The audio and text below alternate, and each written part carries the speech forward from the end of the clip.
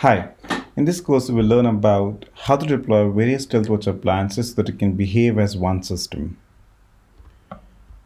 Just to look at the overview, we will learn about Appliance Setup Tool. Appliance Setup Tool is a wizard to do the initial configuration of all the Stealthwatch appliances. Secondly, we will learn about Stealthwatch System Setup Tool. This tool and wizard is useful for establishing a communication channel between the various appliances.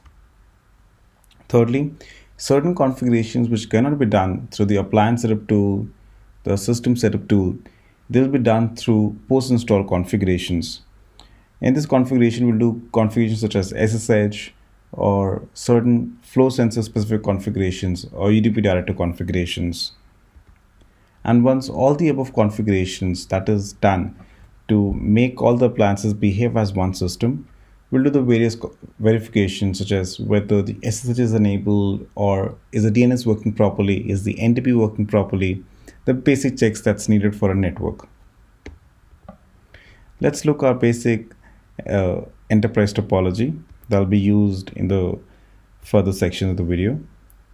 So we have four components of Stealthwatch being used: flow sensor, UDP director, flow collector, and Stealthwatch management console. Flow sensor is responsible for creating the netflow exporters by looking at the actual traffic that's going through its dedicated interface. The flow sensor sends the traffic to a UDP director or a flow collector on the basis of its configuration. UDP director is responsible for collecting the configuration, for collecting this netflow data as well as the SNMP data, the syslog data from various sources and send it to the flow collector or a Stealthwatch management console. The reason we have a UDP director is because it reduces the complexity of the configuration as well as it can accept this data on multiple ports as opposed to a flow collector which can receive the data only on a single port, though that port can be user defined, but it can receive the data only on a single port. Flow collector is the one which is responsible for storing this entire data, and Stealthwatch management console is responsible for managing this flow collector as well as use the data for the analysis in order to detect any threats. The flow collector and the Stealthwatch management console, these two components are the mandatory components, and the rest of the two components like flow sensor and the UDP director are the optional components. Apart from the Stealthwatch system, we also have Active Directory, traffic generators, and the workstation as a customer environment. They'll be used in things like in resolving the DNS entries or generating some traffic or creating a network domain, stuff like that. So let's jump directly onto how do we configure these devices. We will start with the flow sensor.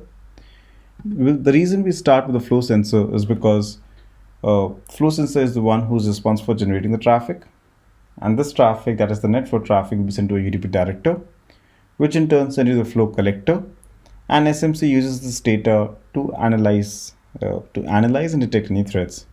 So the order in which the data flows is the same order in which we're going to configure the devices, and this is also the recommended practice. I've given an IP of the flow sensor is 198.18.138. Alright, so we do see a server certificate warning. The first question should come is why there's a server certificate warning. The server certificate warning is because a self-send certificate is given by a flow sensor to the browser in order to authenticate it. Since our browser doesn't have that self-send certificate, the authority certificate stored inside its system, hence the certificate error warning will be seen. If you notice, this is the certificate. If you copy paste this entire certificate and put this in our trusted authority, along with make sure that we access the IP using the name LANCOP because that's the subject name, then we will not be seeing this server certificate warning. This is an expected warning, hence we'll ignore it. Now we'll be jumping onto the appliance setup tool.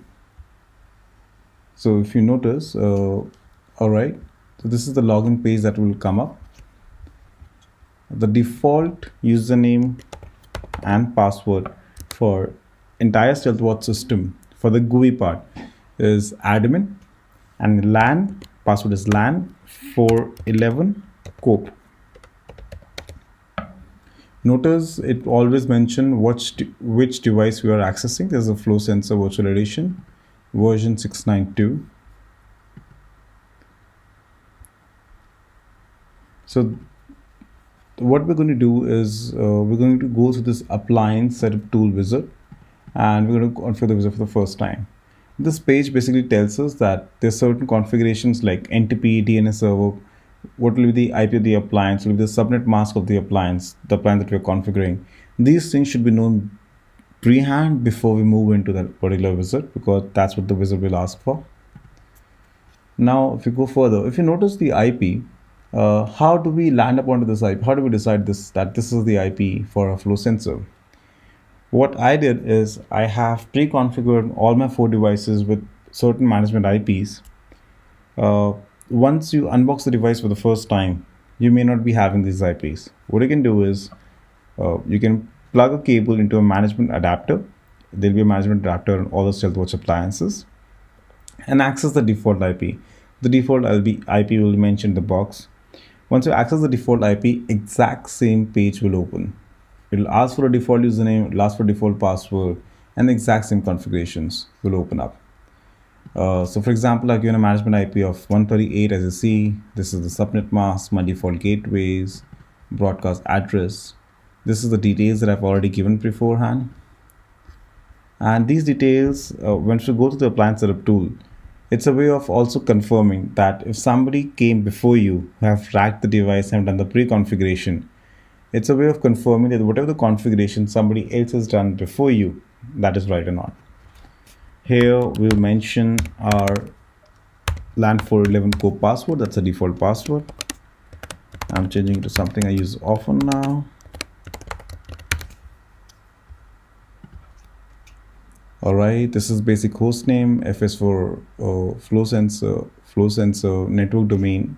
This is a network domain that needs to mention whichever domain that you're using. This is the DNS server IP, the IP of the DNS server you have to mention there. Now this is the NTP server IP. NTP server, the DNS server, they are mandatory fields because, for example, if you don't give the NTP server IP, then your entire system will not be time sync with each other. This will result in a lot of false positive alarms being raised, and which will beat the purpose of the security. At the end, we will be having the entire configurations being summarized into one page and ask us whether we want to restart or shut down the flow sensor. This is the mandatory field. Either we have to shut down or restart. We don't have a third way out. There has to be one thing that we have to choose. So we'll choose restart. We'll show this is a standard warning that whether you want to restart or not. We'll say okay, let's move on. The same appliance setup tool is configured for other devices as well, for the UDP directors, flow collectors, and Stealthwatch management console. So in the meantime, the device is restarting. We'll quickly do the configuration for those tools as well. So the next tool we're going to do is UDP director, as we have discussed.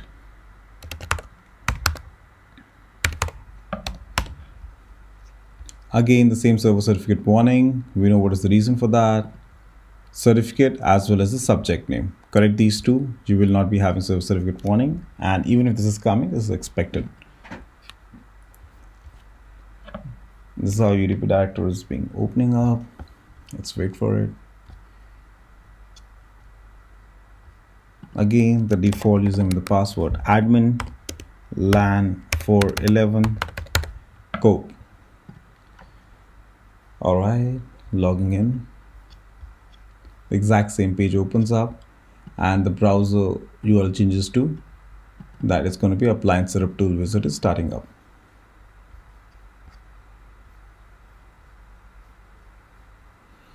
IP address, again, this is the IP that I've given using the console access, same subnet, same default gateway, and broadcast address. Password LAN 411, the default one. There are certain basic restrictions such as uppercase, lowercase, and so it has to be in between certain characters. These restrictions are same for all the plans of Stealthwatch systems. The name I've given UDP directors, the network domain name that is already existing with your network. DNS server, it's the same as what we have given for the flow sensor, so we'll be going a little quickly here. The NTP server, same as given to the flow sensor. Make sure that if you're giving multiple NTP servers, they should be in sync with each other. Again, it's asking whether we want to restart or not. We'll say yes. All right, this is a UDP director restarting. We'll quickly jump to the flow collector.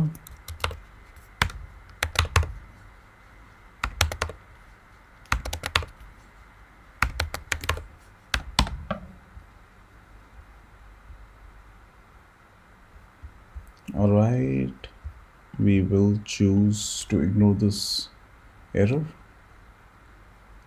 Going forward,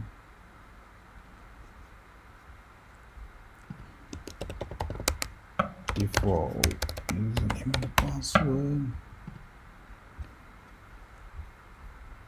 Same page being opening up. Quickly going through the configuration, because these are the same steps as is in all the 4 devices. We'll just pass them through. Same password management.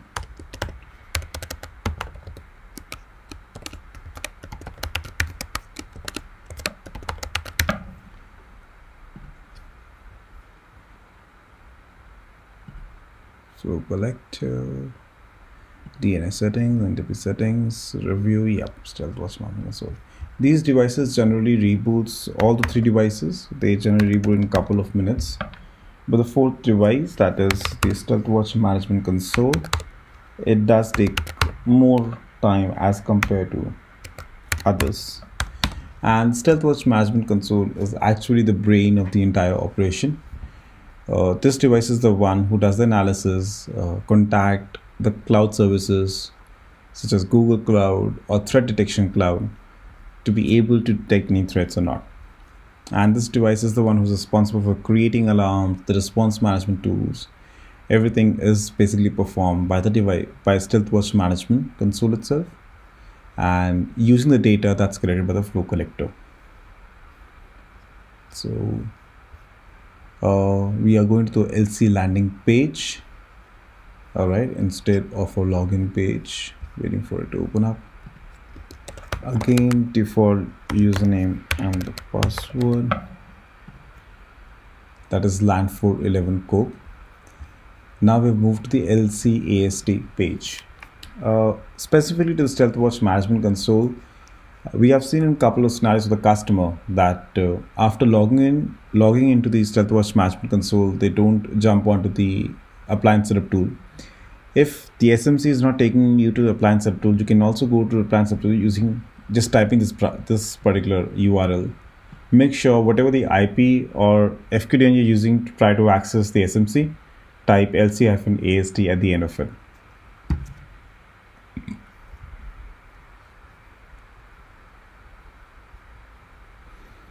Exactly the same steps. IP, subnet, default gateway, broadcast, I've pre-configured it just to go through it quickly.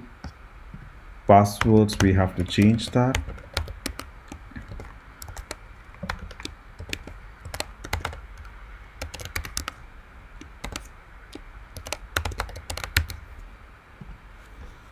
All right, host name, domain name. It gives us 2 DNS server entries. We can have multiple in all of them. There's no problem. We can have single. There's no problem. It's just if for the first one fails, it falls under the second one. NTP servers, same as all the other 3 devices. Review the configurations, and we're on to the restart.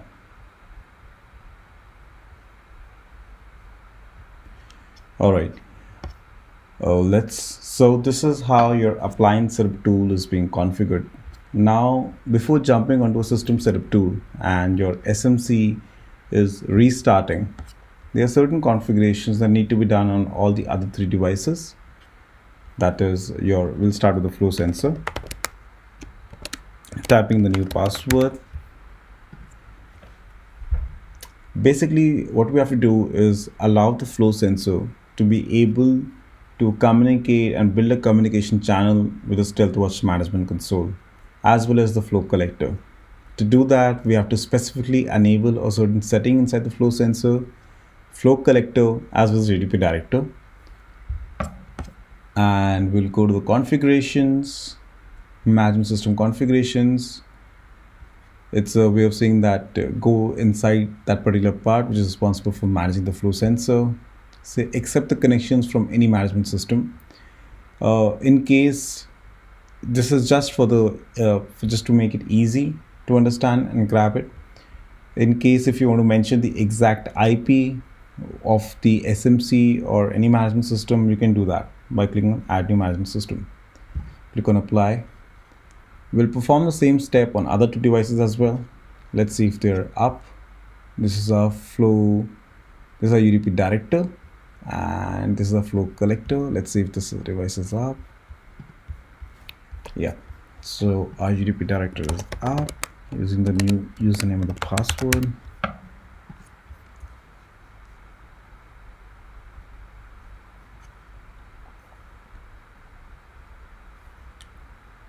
All right, we'll do the same exact configuration. Going to the management system configuration, telling it that accept the connections from any management system. Basically, when SMC is trying to build a connection with the UDP director, it should allow it to do it. Click on apply. Now we'll go to the flow collector, virtual edition. This was the version, admin 3. All right, inside the flow collector, let's see how a flow collector looks like. This is the first GUI page of the flow collector. It's booting for the first time and hence taking this much time. It says that I'm not able to connect to SMC, so we need to configure that as well.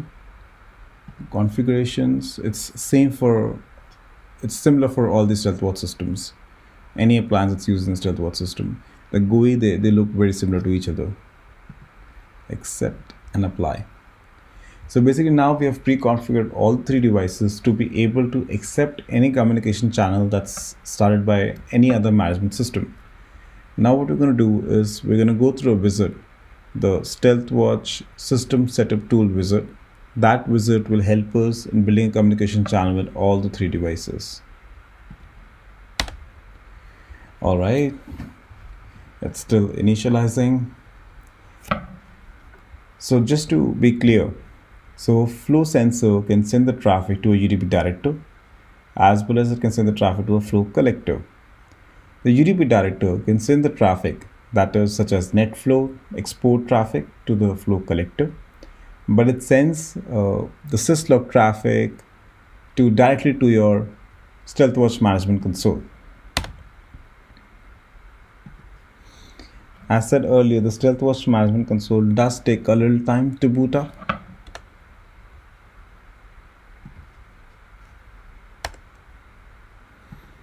All right, waiting for it to boot up and come up.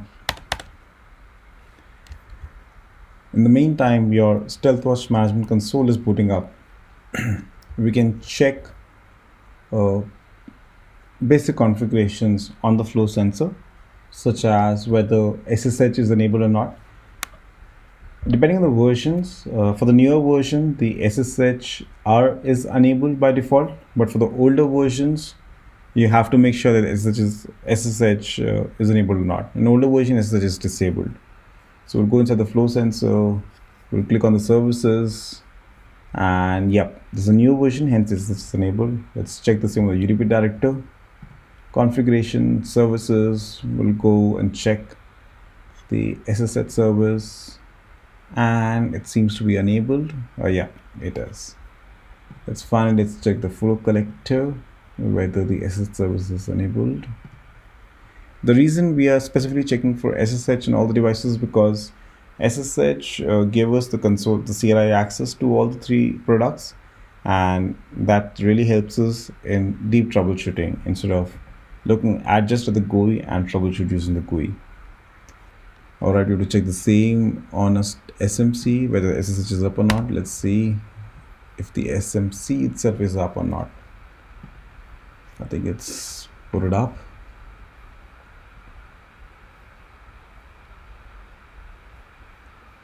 The page is loading.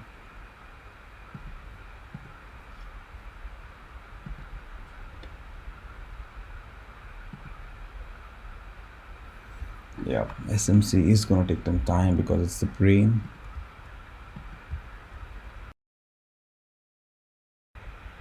All right, let's check it once more.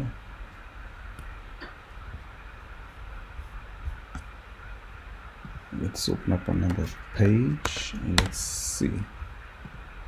I think, yep, it's up. Admin, change password. All right. Now it has automatically taken us to a system setup tool. Initially, we were automatically taken to the appliance setup tool, now to the system setup tool. This tool is responsible for establishing a communication channel between the Stealthwatch appliances. So let's look at the domain name. So this domain name is basically the Stealthwatch domain name. This domain name is very different from your network domain. The reason is because Stealthwatch considers that each IP inside a particular system reflects a unique user or a unique system. So this means that if you're using NAT or if there is any the duplicate IPs inside the system, then the Stealthwatch will not be recognized. It will not be able to recognize which particular user does this IP belong to. So in such scenarios, we have to have a different Stealthwatch domain altogether to accommodate that duplicate IPs. This scenario seems to be pretty common. For example, if a company who has its own network acquires another company and they try to merge the two networks, then these two companies can have same set of private IPs. So in order to make sure that the Stealthwatch system can be applied over the entire network to the extended company also, we create two different domain names. And a flow collector cannot be shared across this domain name. So for every domain, you will have a dedicated flow collectors. So we'll give a domain name. Let's make it Cisco. That's the one I can think of. So in this domain name, it'll be looking at all these IP ranges that the traffic will be coming using these subnets itself. Now it'll ask for appliances. So what all appliances are being configured inside a Stealthwatch system? So flow collector. Yep, this is configured. And the IP of the flow collector is 198.18.128.137. So if you notice, the communication established message is coming up. So what happened is the SMC has went and communicated with the flow collector.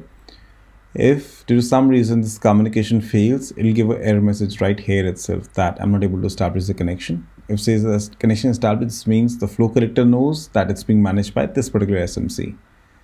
The default port is 2055. I'm going to click on add.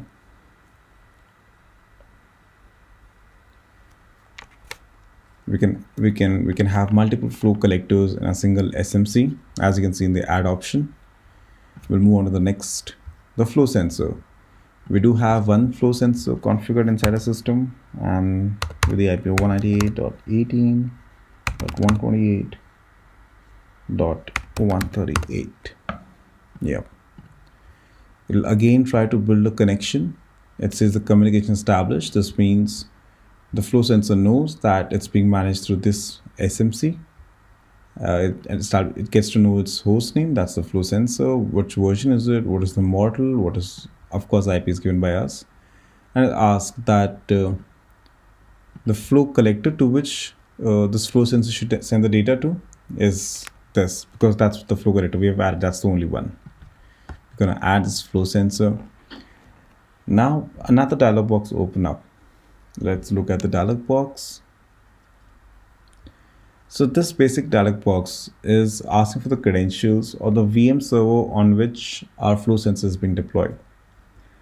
The reason it asks for this particular these credentials is because using these credentials, the flow sensor can log in into the other virtual machines on the same ESXi server and collect the data from those machines. Since we have not deployed any other machine on that particular ESXi server, so we can skip that part. But in case if you have other machines using the same ESXi server, we need to mention the credentials of that particular server itself. All right, so we have got a flow sensor also. We have skipped that setting. I'm going to the next one. SMTP, this is our optional settings. We will do the configurations on this one later using the GUI, the web client. Same thing, SNMP polling. These are optional settings. It says that we can ignore this particular error message and we'll be able to do this configuration using the Java client of the SMC. Then it asks that how are you accessing the internet? So currently the internet cable is directly linked to my SMC and hence we're giving a direct access to it.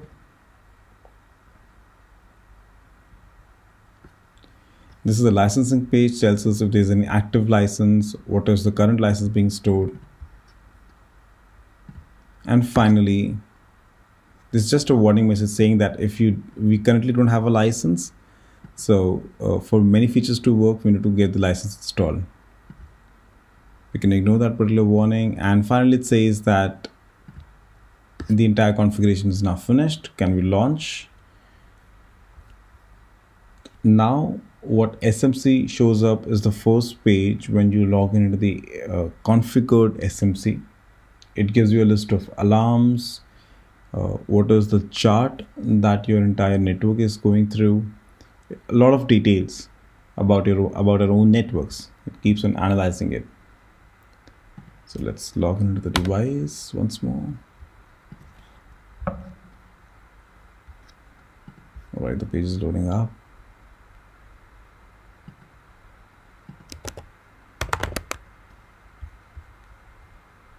What happened? Let me look. Okay, I think it took. There must be some browser fault in this. Let me just open up the SMC once more.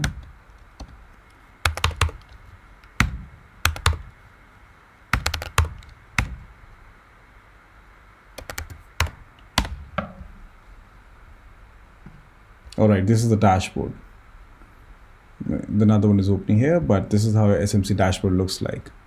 It gives you various alarms. What are the alarms there? If they need specific today's alarm, what all applications are being used. This is how flow correction looks like, cognitive threat analysis. These all are additional methods. If you want to have our SMC interact with a threat detection cloud, we can do that as well. So for now, we have learned on how to configure your do the initial configuration of all the appliances in a Stealthwatch, as well as how to make sure that these appliances are able to communicate with each other.